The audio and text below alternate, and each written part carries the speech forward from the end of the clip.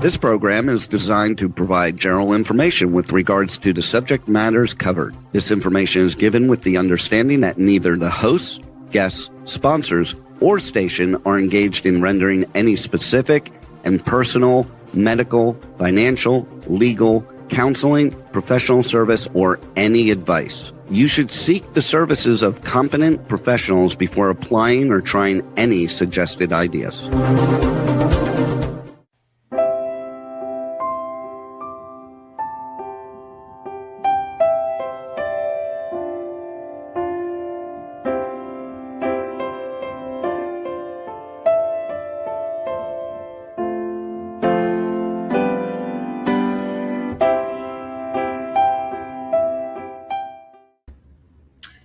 Welcome to the Sound of Gold. I'm so glad that you're here.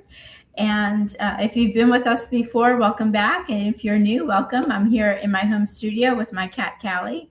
And she likes to play piano too sometimes. My focus for this show is all about music. It is all about keeping music alive and focusing on musicians, music teachers, music schools, music venues, and anything else that has to do with music, which is so much. And other than being a radio show host, I am also a music teacher. I teach here in Palm Beach Gardens, Florida, and I teach several different schools as well as private lessons. In addition to being a teacher, I am also a student. I continue to keep myself I'm not going to say educated, but keep myself fresh, right? Because the more I learn, the more I get to teach. And the more I learn about different perspectives and different ways of teaching how to play the piano, it not only makes me a better player, but it also makes me a better teacher, because then I get to show up for my students and always keep them not on their toes, but keep their interest. I will say that I do teach live. However, when I take lessons, I take online lessons because of my busy schedule. And that works for me. I learned so much from online classes. However, as a teacher, I'm going to say, it's better one-on-one. However, in the same paragraph, I'm going to say it depends on your schedule. And if you really, really, really want to learn how to play an instrument, don't think you don't have the time for it. You make the time. And there are so many schools in your community, wherever you're tuning in from. Just Google music class and you will find a local venue. According to a busy schedule, I promise you, if you go online and look for online music classes, you will find that as well. And I am so excited today to invite my guest, Aaron Garner from Piano Marvel, to our show. And Aaron, are you with us? I am. I can hear you. Yes. Hey, Lisa, how are you? Good. Aaron, thank you so much for making the time today. I know you have a busy schedule, and I've been following you for years. I make mention of your program to my students. Not to take away from private lessons, but you are like in addition to private lessons, like when kids are on vacation or kids are traveling, everybody has an iPad and they're able to log on. And so I just am always recommending you. And there's so much to say about your program. Before we get to that part, though, you and I, we're both musicians. We didn't start out here. We didn't start out playing like we play or teaching the way we teach. I would love for our listeners, and myself included, to get a little bit of history of what's inspired you, where did you start, and how did you get to where you are now? Well, Lisa, it's a very interesting story because I was not going to be a musician. Okay. My first love was sports. I loved football above all other sports, and that's all I thought about when I was young. But my mother, she wanted me to be the violinist of the family. She had 9 children, and each one of them was assigned a different instrument. She thought she was going to build an orchestra. And I Wow. think she should have built a baseball team. Yeah. So I didn't really like the violin because I just didn't have patience for it. And my brother, he was the pianist, but he rode a motorcycle. He loved his motorcycle, and we would have to drive like probably 25 miles from one city all the way to another city to get to my orchestra lesson. And I would put me on the back of his motorcycle and strap my violin to my back, and off we'd go. And I remember sitting there, and I just hated violin lessons. And then my brother actually died on a motorcycle accident when I was 10 years old. So sorry. And so my mom just kind of quit teaching and quit, she just went into a depression. And so I decided, I don't know why, but I decided to take up the piano. Okay. Remember, I found a John Thompson book, and it was sitting on the piano. And so I just went through it in like a day and started the next book, and I got bored. So I went into, I found a song for Elise, and I learned to play that one really fast and played it. And somebody's like, "Hey, you're amazing." So I'm like, "Okay, I'll try my next song." So the next song I tried was like Chopin's Revolutionary Etude. So I'm in sixth grade learning stupid hard songs and no business doing it at all. But I didn't have any guidance or any teacher. Kind of figured out how to read notes on my own. So I was picking up really bad habits, but of course I was going to be a football player, so it didn't matter. I was just doing this for fun. But about the time when I was in high school, I had decided by then I was going to be a neurosurgeon. Okay. So going into that, that was the career. But my mom's like, "Hey, you're getting pretty good at piano. Maybe we should put you in a piano competition." So I entered this competition, and I got destroyed. Like, it was awful. I played I think it was the Pathétique Sonata. Okay. Oh, I love that piece. The judge just said, "You know what? You have raw talent." I'm like, "I've got raw talent? Is that good?" I think it was just like, "You have no training whatsoever. This kid needs some help." But we couldn't afford lessons. And so the judge actually talked to one of the professors at the college there and said, "Would you be willing to pay or teach this student without any pay?" And he agreed to. We couldn't afford it. And so I think my mom did pay what she could afford whenever she could. But that year, I won first place at state in an MTNA competition. And so I'm like, wow, maybe I like this thing. And I eventually ended up feeling like, okay, music's my calling. I prayed about it and just felt this really strong impression that I needed to go into music. And I was really mad about that. Mostly is because I didn't think musicians, piano teachers make any money, or pianists. And so, and I grew up poor. I didn't want to be poor the rest of my life. So I think I wanted something really hard that I thought was hard, and something that would made a lot of money. And so that's my whole reason. I think I was going to be a neurosurgeon. But I did enjoy music, and it was fun. And I applied for a scholarship into a college, and I got a scholarship. And so I got to the college, and where did you go? Did you go to some? I was accepted at BYU Provo. Okay. And so when I got there, I started studying with the professors there, and one of them, my main professor, said, "Hey, I want you to read this music for me, this Bach." And I'm like, "Can I have a week?" He's like, "What do you mean?"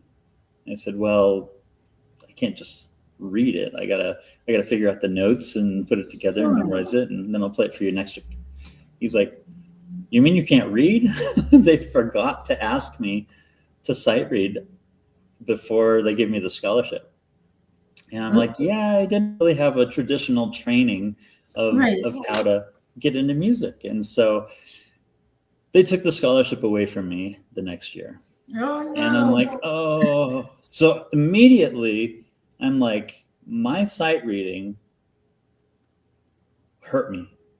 Yeah, I'd feel crushed. Oh man. So I started hiding it, which you would do, obviously, if it hurts you. You Right. don't let people know you can't sight read. So I went back and I studied at a university where I first started because my professor there knew that I couldn't read. I mean, I won the competition, but couldn't read, no big deal, whatever.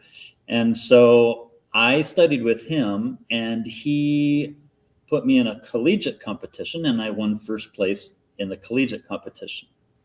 Oh And so wow. now I am getting ready to do a master's degree in piano. And so I start applying for different degrees across the country. And one of the schools I applied to was the Music School of Eastman. They said, come out and audition for us. And so I went out there, got on a bus. It took 3 days Oh my God. sitting on a bus from one city all the way across the country. And I show up, and there's 400 people applying for 2 positions. Oh no.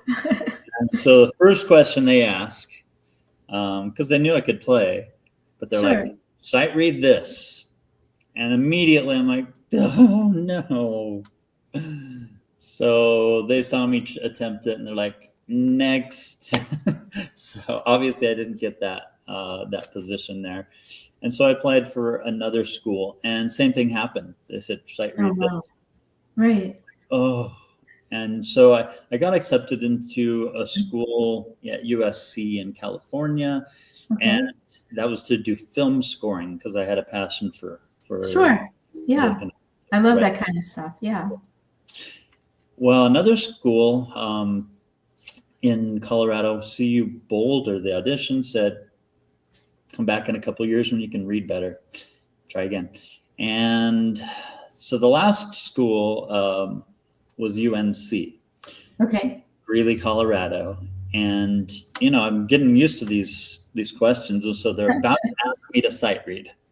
Okay. I could feel it coming. And I said, do you guys have a composition program?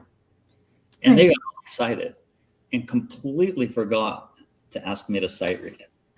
And just sidetracked it. And they gave me a big scholarship, and I had a teaching assistantship there. And it was great. I got in, did my master's and doctorate there. Very nice. By then it was kind of too late, and they're like, well, we don't know why you can't read. And I tried to figure it out, but it became something that was a sore spot for me. And I'm like, when I teach, I am not going to have my students go through that same pain that I went through. I'm going to teach them how to read. Sure. And so I have become, part of Piano Marvel was born of that problem, where I was looking for a way to help students across the world learn to read better. Music literacy has been declining since 1960s. It's just been going down and down and down. And so I am looking for ways that we can turn music literacy around. And so one of the stories was when I didn't really tell you how I built Piano Marvel or how that came about, but I was in probably my master's. Hold that thought. I want to get back to that. I want to ask, so when you were going through the journey out in the valley of playing and not sight reading, did you play by ear? I had a very good ear, but I did not play by ear. I knew where every note lived on the grand staff. I just couldn't do it quickly. Okay. And so I would read the notes, figure it out. I could do rhythms, and I would listen to recordings, so I knew how it should sound. But I also was good at math, and so I figured out where the notes should go, and then I would just memorize them like that. So then I would just practice looking at my fingers, and my memory was really quick. I learned a piano concerto, 61-page piano concerto in like 21 days, memorized all million notes, whatever it is. Right. So my memory became very good because that's how I learned. My reading was very bad. Okay. So your journey inspired you to, I'm assuming, and please interrupt me, to do research into like, hey, I can't be the only one going through this, even though when we're going through stuff, we kind of feel like the only one in the world that's dealing with it because it's so painful, emotionally painful on I think the self-esteem mostly. But I mean, fill in my blanks here. You took it upon yourself to help other people by learning from yourself what you weren't able to do. Correct. Yeah. And that's, and basically that's where what inspired me to help other people was what I was bad at. And I thought, I want to help people, avoid that or make that their strength. And so that kind of became my strength, because many teachers who never struggled with reading just assume their students can figure it out or not. They've never gone through the painful process of learning how to read if you're not just gifted and just pick it up naturally. Right. So that became one of my strengths, because I could analyze. I've been there. I know what you're struggling with. And I know how to help you. And so when I was teaching at the university, my assignment was to teach music majors who needed to get, they wanted their degree in music so they could go teach, but they had to get a piano proficiency exam passed. And so they would have to play their scales and their chords. And one of the things that I wanted to do was make sure that they could read music when they left the school, and they could sit at a piano and play the alto part or whatever they needed, accompany a choir. And so I started teaching, and I really did not like the books that we were using to teach from. They were boring. They moved too quickly. They didn't produce good sight readers. And I thought, so I started looking at Randy Faber's stuff and Bastian and Hal Leonard and these books. And I'm like, I'm going to just start grabbing books and having them read easy stuff that's really fun. And I'd have them check the books out. They never did it. They're like, And so I was pulling my hair out thinking, how do I get you guys to read? Like, let me just play the scale and pass this class and get it over with. There were some technologies that were coming out that were really cool. Music Ace was one I stumbled across that showed, there was like a rhythm game on there where you'd press the space bar. Okay. This goes way back. You'd press the space bar and get your timing, and you'd get like scored off if your timing was wrong. And I thought, that's really cool. But is there a way to put notes behind it so you could play the notes and show you which ones you got right and which ones you got wrong, and give you a score and make it like a video game type idea? Nobody had done it before, and the technology didn't even exist.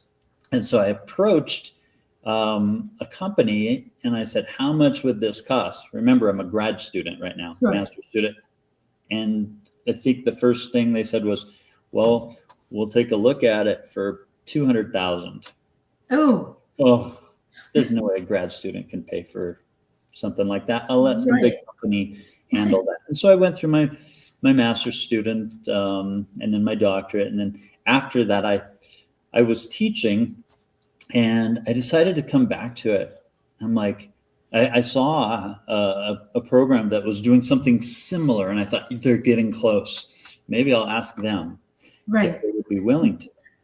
And they said, your idea's good, but there is no market for pianists and piano teachers. That hurts. That got me mad, because there is a market. It's my world. They're like, there's just piano teachers everywhere. It's hard to market to them and their students. So they said no. So I got mad.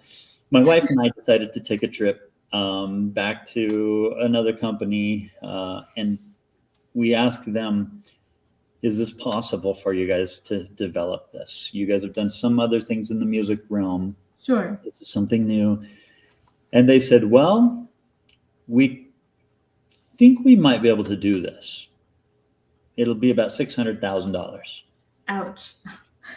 And so I don't know what was going through my wife's mind, but she's sitting next to me.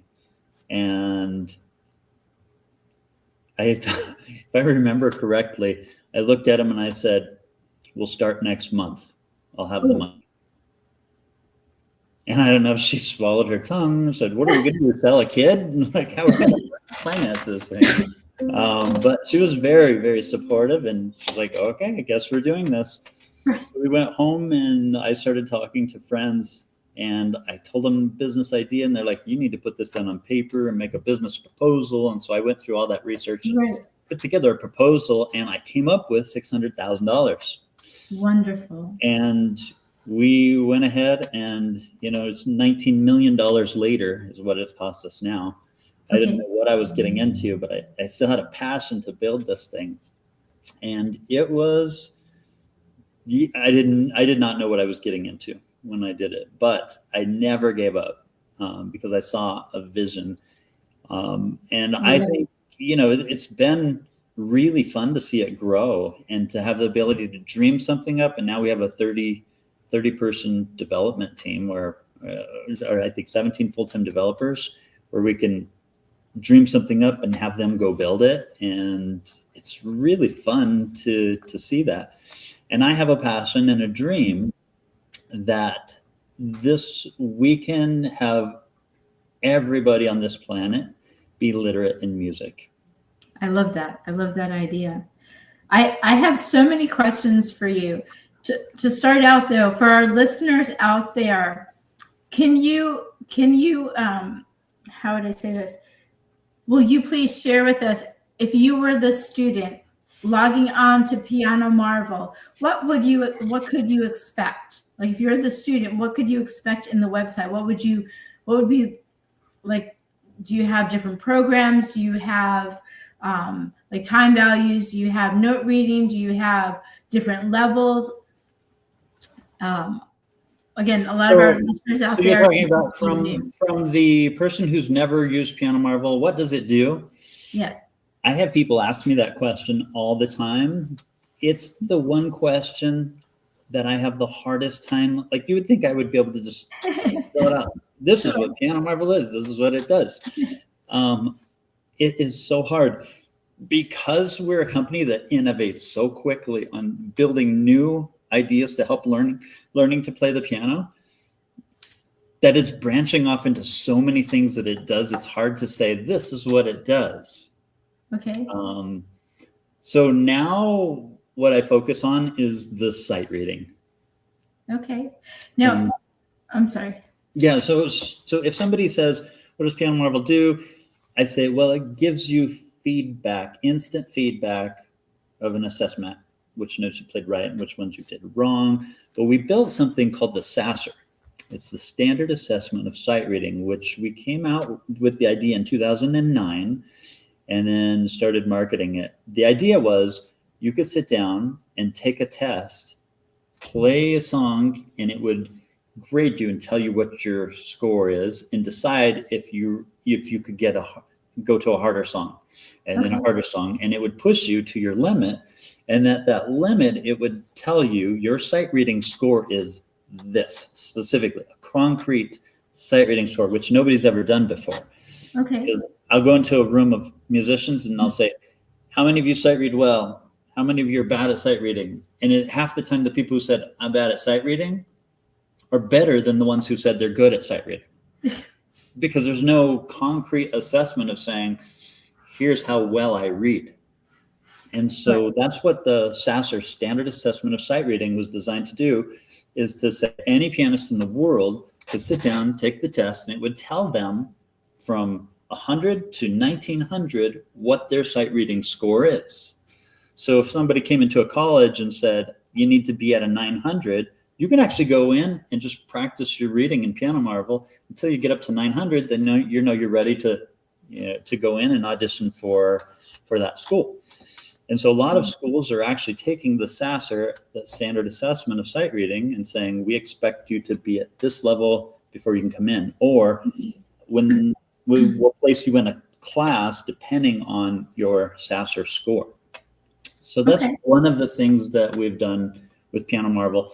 The other thing we've done is imagine a book. Like, let's say you have a piano book and you've got song, you're playing Mary Had a Little Lamb, learning how to do that. And then you go to the next song, you play that. What typically happens, and what I had done for my students, is I would assign them 2, 3, 4 songs, and I'd say, go home, practice them, come back, and then I'll listen to them. If they're good enough, I will sign it. Okay. I'll give you a smiley face, and I'll write your name on it, or initial or something, and then we'll move on to the next song, listen to that, and I would pass it off. Right. The computer pass it off for them. And so, in fact, a computer can tell you if you've missed the note, if you've missed the rhythm. And this is where I was spending like 80% of my time spoon-feeding students, saying, here's the rhythm. No, let me help you with that. Oh, here's the wrong notes. Oh, this is wrong. That's wrong. 80% of your time is just getting into their fingers. And then the fun begins. Once they get, let's say they're playing the song.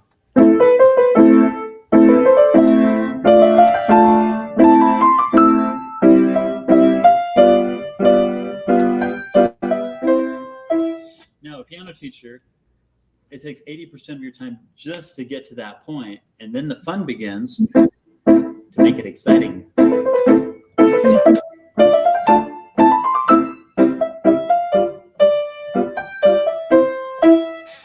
And so I thought, well, if I can get a computer to do what it does best, which is sit there and babysit and give feedback, and it can sit and listen without getting tired, and then I can take that 20% of making it musical, Sure. and I can do that full time. That's kind of what I had dreamt, is kind of separate the sitting and watching students practice from the musicality, what humans do best, the artistry part of it. Oh, I love that. For We Are Live, there are listeners out there that are watching us, and then there are listeners out there that are just listening. So for those listeners out there that are just listening, how can they reach your program? How can they find you quickly? Okay, go to pianomarvel.com, and everything should be self-explanatory. That's all they have to do. pianomarvel.com on the website, and you can try a free account. Everything is written on there. There's videos that explain it all. It's pretty self-explanatory. If you're interested in learning piano, then get on there. There's even a contact us at pianomarvel.com email. Just send an email to contact us at pianomarvel.com. We have a great staff that will help. If you have any technical problems or difficulties, that's one thing really nice about our company. We have Matt, Suzette, Josh. We've got a team that will help anybody who asks, hey, how do I'm trying this on my computer, I'm trying it on my smartphone, and I have this problem, or I've got this question.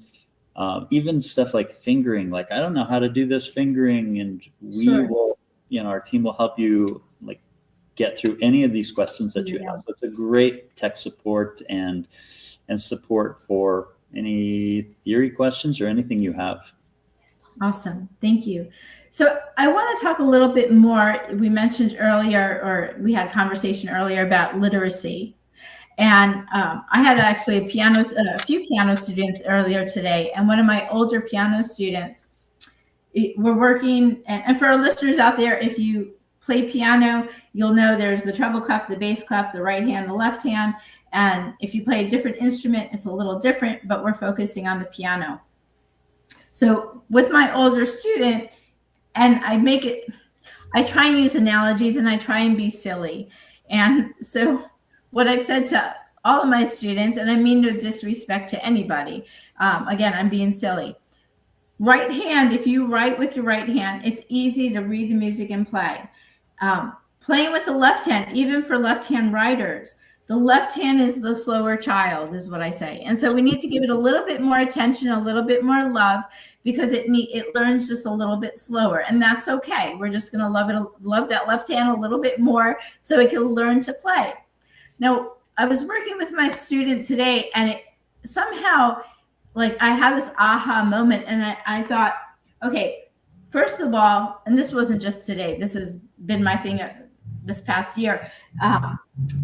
Let's focus first on the left hand with reading music, because the left hand takes longer. Let's give it that attention first, because the right hand, once it knows, and it's just easier. So the brain has some way of taking a longer time to understand reading the notes. It's almost like a coordination, and I'm wanting to understand and tap into this more. And maybe with your research, you can share a little bit with our listeners, like that left hand learning to play the piano, no matter who it is, it's the slower child. And it's just the eye-hand coordination. It just takes longer. What can you tell us about your studies? Oh, I love this because I've spent so many years developing right hand and left hand coordination and hand together coordination, and have gone through debates with many teachers on the different theories out there. Piano marble is really, really designed well to help learn the coordination between the hands. Okay. I don't know if you've ever heard this before, but they call the piano the genius instrument. Okay. I love that. Our brains are set up into two cortexes, right? So you've got the right and the left hemisphere. And these are combined in the middle by this highway of information that goes back and forth, training right and left. And you're doing this with music all the time, and it's extremely complex. Well, this corpus callosum is what's called the highway in between these two hemispheres. Did you know that studying an instrument is by far the best way to develop the corpus callosum? They haven't found any other thing that can develop it as fast and efficiently as studying an instrument, and particularly the piano, because of the complexity. Sure. In most other instruments, you've got one note and you've got your fingers in one place and you just play along, and it's very difficult. But when you combine that to piano, where your hands play not just one place, but can play anywhere across the entire keyboard, it expands the complexity enormously. And so one day I was at a middle school, and my students are actually they were calling the kids with straight A's to come out, and they're like, all right, all the kids with the straight A's come out. And they name one kid. And I'm like, hey, that kid's my piano student. And they call the next kid. I'm like, that kid's my piano student. The next one's my piano student. Like 16 of the kids, 9 of them were my piano students. I'm like, wow, that's really interesting. They were very nice. The straight A students. And I thought, either piano makes you smart, or only smart kids can do piano. I don't know. I don't know which is true, but it does develop the brain, especially piano, so well, that I feel like everybody on the planet should really study it for whatever they go into. It's going to help you with everything, your brain development. Yes, absolutely. It's a phenomenal thing, and piano marble goes into like studying the left hand and the right hand and systematically putting those things together so that it doesn't feel like this monumental task. We have something that we invented called the learn mode, where you go in and you slowly learn one hand at a time, where you get, and in just one section. Sure. And it shows you the red and green notes, and then it gives you a score, and then you just do it again and again until you get it. And all teachers tell their students, practice slow, because if you practice slow, you will learn fast. Do students listen? No. Why don't students listen? Because they're impatient. They don't want to go slow. It's boring. It's hard. It takes too much. But if they would practice slow, if they were disciplined to go slow and get it right, they would learn so much faster. Piano marble is designed to do that in tiny sections, where it rewards you when you get 100%. Then you move up a little faster, and then a little faster, and then pretty soon you have this section done really well with one hand. You do the same thing with the other hand, and then you put them together. And it's designed for professional practicing. That takes usually college students like 4 years to learn how to practice professionally. It tricks them into learning right off the bat with all this research that we put into this and the technology that we built to support it. It's been a very, very fun project. A couple of things I want to ask and want to mention. I've been teaching over 20 years, and I've been playing since I was 5. And so this is my life. I mean, I live and breathe I mean, this is what I love to do. I love to play. I love to teach. And so, and even myself, I'm a student as well. I still like to take lessons, as you heard earlier. I still love to learn. Being a teacher, when I'm with my students, and I remind myself of this when I get to play student as well, when things get frustrating, stop, kind of take a break, and look at it from a different perspective, and look at it like problem solving. Like, figure it out. Like, don't get frustrated with it. Just like stop and be like, all right, let's take another approach at this. And I love Piano Marvel. It's very colorful and very interactive, and it works at each person's level. So you don't have to feel like, oh, I'm just a beginner or I'm so advanced. It just works where you're at. So there's nobody there to judge you, kind of like, other than yourself. So for listeners out there, you had mentioned pianomarvel.com is easy to connect with.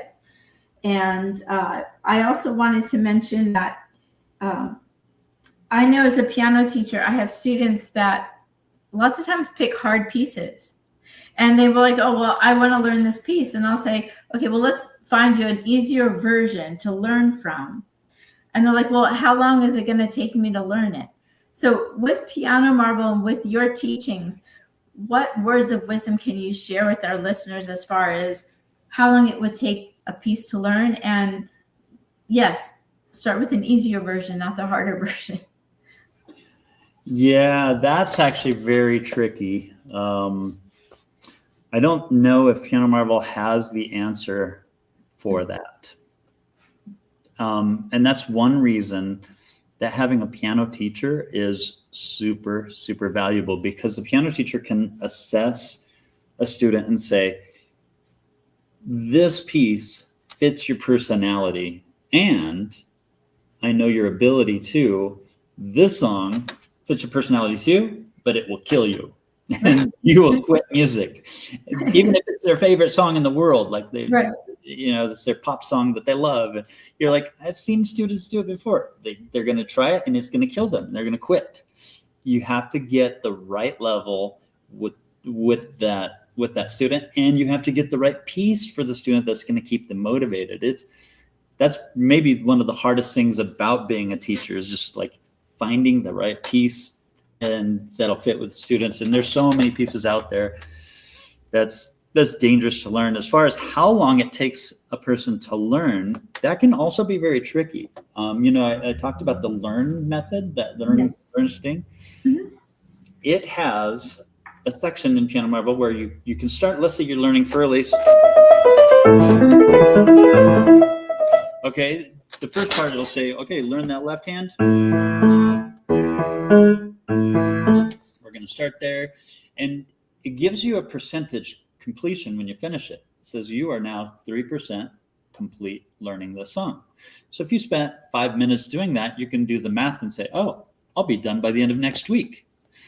And so it does help you kind of get a feel for, wow, I'm learning this faster than I thought I would, because it breaks it up into learning sections. Sure.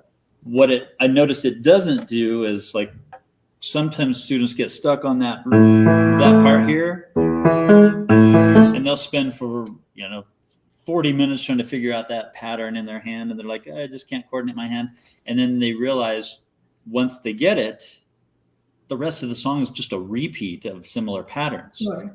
And so then they feel like, oh, it took me, I only got 3% of the way done. It took me 40 minutes. It's going to take me forever. But they don't realize what's coming up next in the song is a lot of repetition. So even that can be misleading too. So then you need a piano teacher to say, let me show you what's coming up in the future, so you can, feel that motivation if you see a student slipping in that motivation. And so I would highly recommend piano teacher or a parent who can be that guide and that motivation, and you got to stick to it, because learning piano is hard. And even with Piano Marvel that makes it fun, well, guess what? Right. It's still hard. It's still work. Yeah. It's the genius instrument. And why it's so good on your brain is because it's hard. It's not like watching Netflix, which is really easy. and that's what everybody does. And so we're just getting stupider. So, well, we have a few more minutes. I want to ask. Okay, I'm going to refer to my approach, and then you can help me with this. So when I teach, I focus on, let's say one of my students is working on a hard piece and it's a 5-page piece. I like to focus on chunking, right? So, all right. So let's say Bobby knows how to play the beginning, like he doesn't even need the sheet music anymore. So I'll say, all right, let's kind of leave that alone. And so let's go to different areas of the song. If you have, 10 minutes a day, go sit at the piano and pick an area of chunking just to practice out that song, almost like taking a puzzle apart. Just work on puzzle pieces, which I call chunking, which in the music world is called chunking. So, but leave the beginning alone because you already know that. And the more you play the beginning and you're so good at it, you're not going to want to learn the rest of the song because you're just going to get so frustrated because it's going to take longer than the rest. So how does Piano Marvel come along and say, okay, the beginning, you've got the beginning, let's focus on like your challenging measures? Does it have a way, because it's a computer, it's not the teacher, like you mentioned. It's always in fact, this is what the Piano Marvel is designed to do, is the chunking. We call it slicing. So slicing, you go into a chop slicing or a mince slicing, and it does that. It takes every piece, and once you finish it, it goes to the next section and then the next section. So you're not just wasting time only working on the part you're good at. Because you've already got your gold star on that one. And then it does a review. So it comes back to those pieces and putting them all together. So it's really, really amazing how, I would say, here's what piano teachers have told me. If you're learning a piece, this helps you learn it 4 to 5 times faster than if you don't have that chunking system that Piano Marvel has with the interactive assessment. And so once you get the golden star, or that golden, you get 100% and it gives you a little star that's gold. Once you get that, then you move on to the next thing. That keeps you from just sticking around, just doing the same thing over and over, and you move on to the next part. Right. And that's what I tell my students. I'm like, there's a difference between practice and performance. If you're going to practice, you're practicing parts of the song. You don't always want to sit at the piano and just play beginning to the part where you get frustrated and then you're like, all right, I'm done for today. You want to focus on the different areas that are more challenging to smooth them out. And I've done some studying myself where they've said, and please, I'm open to your feedback, but some of the studying I've done is your brain doesn't, when you're chunking and when you're like going to page 5 and then jumping to page 3, your brain is not looking for the order of it. Like you can memorize the beginning, and in your mind you might know how a popular song goes that you're playing, but when you're practicing it, your brain doesn't need to know that because it's. Am I making sense? Could you elaborate on that? To me, because I've spent thousands and thousands of hours practicing and teaching, and so I understand, the mechanics that go behind it. What we try to do with Piano Marvel is we take all that research and we build it in so you don't have to know all the research. It just feeds you the next thing in the order that makes your body learn the song, so that when you finish through this learning mode, you can go through and play through the song seamlessly without any problem. It's fascinating to like all the research that goes behind the scenes inside of Piano Marvel. Yeah. I bet. And so it's pianomarvel.com. And what I also love about your program is that you don't need a book. You don't need paper. As a music teacher, I have so many songs and so many books that, I'm thankful for them, but it takes up space. So I personally do like the paper. I usually print the songs that I'm learning. I do too. Which we do allow the printing of music. Okay. Except for on pop songs, you have to actually pay extra for the pop songs because we have a contract with with Leonard and Alfred and all the music publishers. Okay. So we have, again, just a couple of minutes left. Are there any words or any advice or short story that you'd like to share with our listeners that have been with us today, learning more about Piano Marvel? I do have something to ask. Okay. And I applaud you because you are a music advocate. Music helps our mind, our bodies, every career we go into. Music just builds us, and it's enjoyable. It's hard.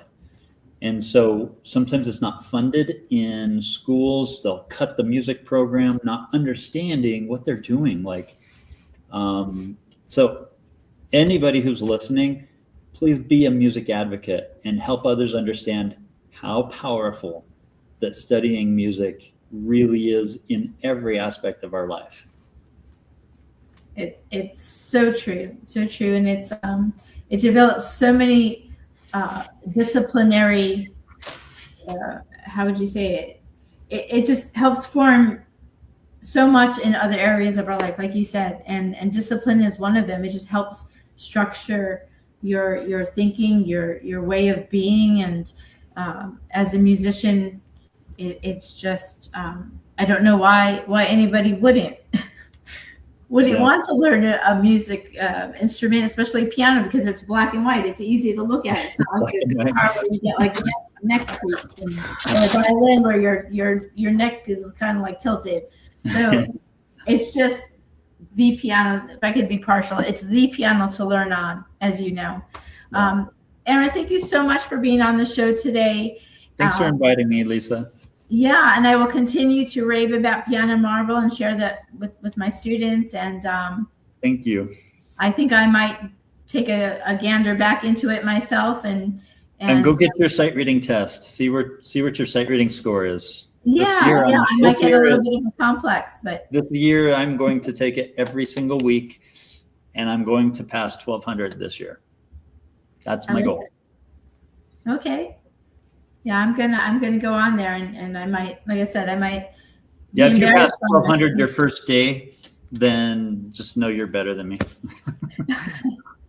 Well, I don't know about that, but thank you, Aaron, and we'll keep in touch. And if there's anything else you want to share with me, just send me an email, and I'll be more than happy to help promote and to keep you guys, to keep all musicians and all music alive. That's my purpose here, is that we got to keep this going, because this is what's real, not AI, not AI is great for a lot of things, I guess, but you can't, you can have the instrument, but without the human being bringing it to life, there's no life in it.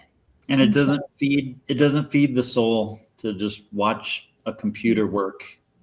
What feeds the soul is us developing ourselves and watching our children develop their talents. Yes, it's an investment that keeps on giving. Yes. Thank you so much, Aaron. Thank you. Well, take care. Okay, bye. Bye. Thank you so much for tuning in today. And we had Aaron Garner on from Piano Marvel, pianomarvel.com. Check it out. It is a great program. From what I remember, there was a 30-day free trial to check out and kind of see what it's all about. And no matter where you are in the world, you can find it online. And in the meantime, I'm going to play a little bit here. And just want to remind you that the reason I do this again is help me keep music alive, because music is beautiful. It's all around us. I mean, really, sound is vibration, it's energy, and we all vibrate from energy.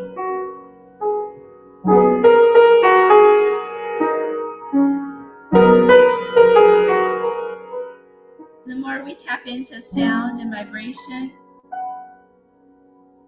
the higher our well-being is.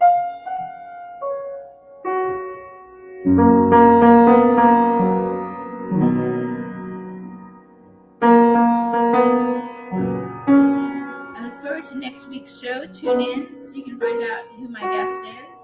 I'll leave that for next week.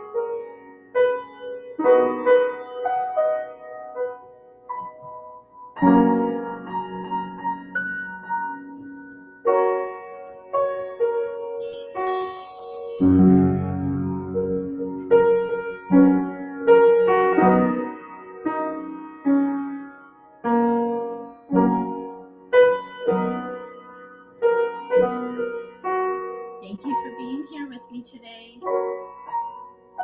I'm glad you are here.